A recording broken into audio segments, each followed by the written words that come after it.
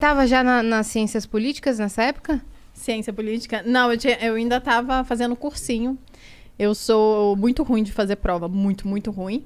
E eu fiquei 2 anos e meio fazendo cursinho para passar em alguma coisa. E o que eu passei foi ciência política, porque eu queria ou jornalismo ou relações internacionais. Na época estava bem famoso. E aí, ciência política, a grade é bem parecida com relações internacionais, só que é a prima pobre, né? Ninguém quer fazer. No Brasil é um curso novo, apesar de nos Estados Unidos ser bem famoso, né? Barack Obama fez, enfim. E aí eu passei, fui pra nota de corte era mais baixa. Eu falo isso porque é real, assim, não tô zoando. A gente não sabia na época. Tava muito, a nota de corte era nota de altíssima, corte, porque tava muito em alta fazer. Mas Exato. a gente não sabia naquela época, mas a Malu, ela é disléxica. Eu tenho Então, um problema tem... de aprendizado. Eu tenho um distúrbio de aprendizado. É como se o meu cérebro usasse outros caminhos não tradicionais para chegar às mesmas soluções e respostas que uma pessoa normal. Então, tem algumas habilidades que eu tenho, por isso, mas tem algumas coisas que eu sou ruim. Então, eu tenho uns erros de português ridículos, assim, que todo mundo fala, nossa, essa menina troca o F por V. Umas coisas muito banais mesmo.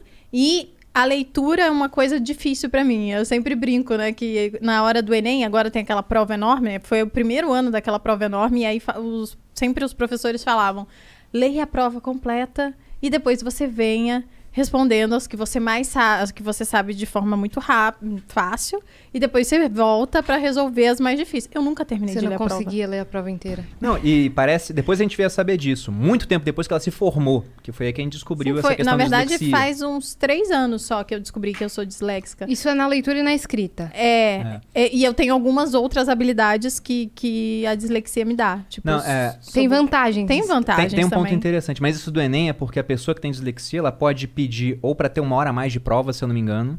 Ou ela pode... alguém pra ler. Ajudar a ler. Exatamente. Né? Fiquei sabendo disso daí. Exato. Então, se tivesse isso na época, talvez o resultado fosse radicalmente diferente. Mas acabou que foi muito bom. Porque ela fez ciência política e não se via trabalhando com isso. Sim, exatamente. Tinha amiga dela estagiando com o Eduardo Cunha na época. A gente falou, poxa, tá complicado, né? Essa carreira na ciência política. É quase entrar pra máfia. Não dá. Acho Aí que a gente você tá pensou... bem melhor, hein? O que a gente faz, então? E eu já tinha um site que ela criou.